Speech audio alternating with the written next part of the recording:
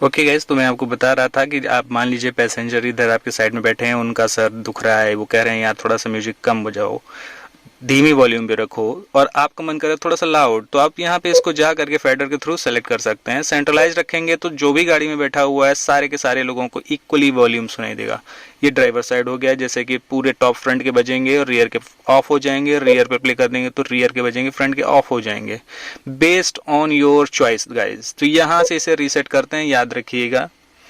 Okay, और उसके बाद में इक्वलाइजर सभी लोग जानते हैं, कॉमन है, जैसा आप चाहें वैसा रख सकते हैं। बाय डिफ़ॉल्ट मैं रॉक पे रखता हूँ, और आपकी जैसी चॉइस हो कस्टम भी आप कर सकते हैं, यहाँ से कस्टमाइज़ कर सकते हैं।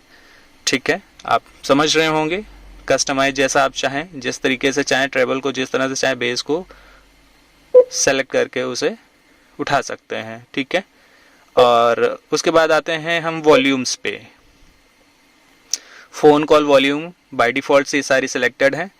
आपको चूज करना है कि कौन सी वॉल्यूम, किस वॉल्यूम को हमें कितना रखना है।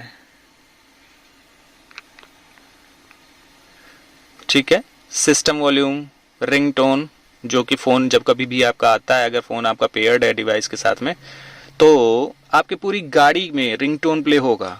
फ़ोन कॉल्स, बात आपके करनी है तो कुछ जिससे बात कर रहे हो, जो रिसीवर है या जो डायलर है जिसकी भी बात आप कर रहे हो, उसकी वॉल्यूम कितनी होनी चाहिए, बाय डिफ़ॉल्ट के लिए इसमें आप सेटिंग कर सकते हैं। बाकी तो आपके पास में स्टीयरिंग कंट्रोल में रहता ही है, यहाँ से आप सारी चीज़ें ऑपरेट कर ही सकते हैं। ठीक है,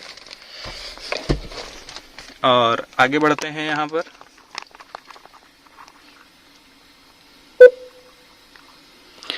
अब स्पीड डिपेंडेंट वॉल्यूम कंट्रोल, ये बहुत ही अच्छा फीचर मैं कहूँगा, और आप लोगों को इसका एक्सपीरियंस लेना चाहिए। एक्चुअली में इस स्पीड डिपेंडेंट वॉल्यूम कंट्रोल का काम क्या होता है कि आपने देखा होगा कि अक्सर जैसे कि बहुत ही अच्छी और लग्जरी या प्रीमियम क्लास की गाड़ियों में होता है फीचर, और इसका काम क्या होता है कि जब आप गाड़ी को ड्राइव कर रहे होते हैं, मान लीजिए आपने 40 की स्पीड में रखा हुआ है, तो आपको जो म्यूजिक का साउंड आपको 40 में मिल रहा है, जैसे ही आप स्पीड बढ़ाएंगे तो थोड़ा सा इंजन का नॉइस अंदर आता है, राइट। तो होता क्या है कि ये अपने आप, अगर इसको आप ऑन कर देते हैं, ऑन में 3 मोड आएंगे, लो मिड हाई, आप इनको ऑन कर लेते हैं और अपने अकॉर्डिंगली फिट कर लेते हैं, तो ये क्या करेगा, जैसे ही आपकी स्पीड जाएगी आगे, ये ऑटोमेटिकली वॉल्यूम को इंक्रीज करता जाएगा म्यूजिक की। समझ रहे हैं। हाई कर देने में क्या होता है कि हाई में एकदम से ये वॉल्यूम इंक्रीज भी करेगा और डिक्रीज भी करेगा, तो वो उतना अच्छा इम्पैक्ट नहीं डालती। लो में थोड़ा डिले हो जाता है, तो मैं मीडियम सेलेक्ट करता हूँ, और मैं आपको सजेस्ट भी करूंगा कि आप मीडियम में रखें इसको।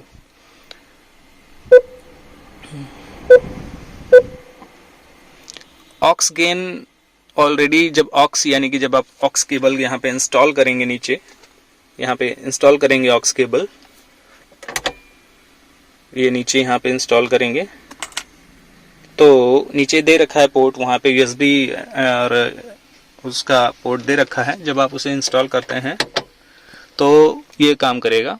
सिस्टम बीप, गाइस बहुत सारे लोग इरिटेट होते हैं और सर्विस सेंटर तक जाने तक का वेट करते हैं, कहते हैं यार ये मेरा टच, ये टच लाइक दिस, ये पीप पीप पीप पीप, तो कहते हैं कि यार इससे मैं परेशान हो रखा हूं, ये मुझे नहीं चाहिए। तो ये है सिस्टम बीप, इसे आप यहां से डिसेबल कर दीजिए।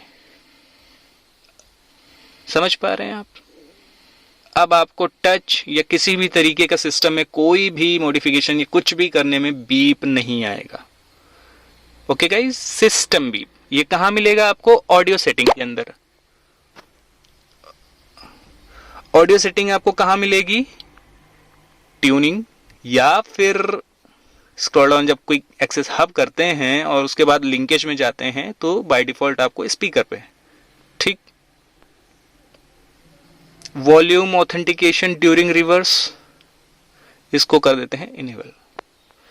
जब रिवर्स गियर पे डालते हैं तो एक वॉल्यूम आपको ऑथेंटिकेट करती है, आपको साउंड देती है कि पीछे का स्टेटस क्या है, ये उसके लिए इसको इनेबल रखते हैं। ओके गाइस, अब हम आते हैं डिस्प्ले की मेन फंक्शनैलिटी, जो आप देख रहे हैं यहाँ पे Monday date and time analogue वाला ऑप्शन, जिसके लिए अभी आपने सेटिंग्स में देखा था। इसको इनेबल डिसेबल करने के लिए स्क्रॉल किया। एवरेज माइलेज का जो फीचर है ये आपको यहाँ पे फ्यूल